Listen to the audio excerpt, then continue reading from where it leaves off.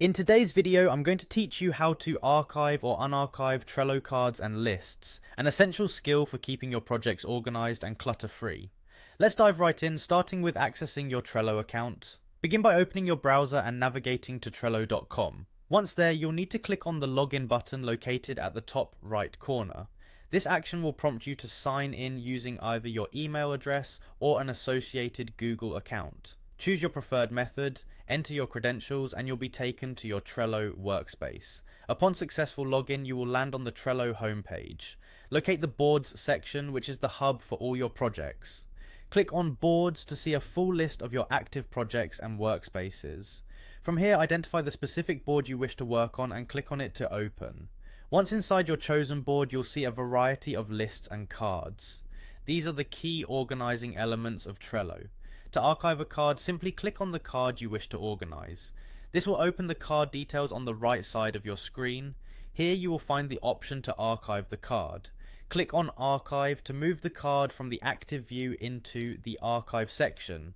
Archiving helps manage cards you no longer need daily access to, thus keeping your board tidy. Next, let's discuss archiving an entire list. To do this, look at the list you want to archive and find the three dots, also known as the More menu, located next to your list title. Click on this icon, which will open a drop-down menu. In this menu, you'll see the option Archive this list. Clicking it moves all cards within the list to the archive. Now we'll walk through the process of unarchiving, which is equally straightforward.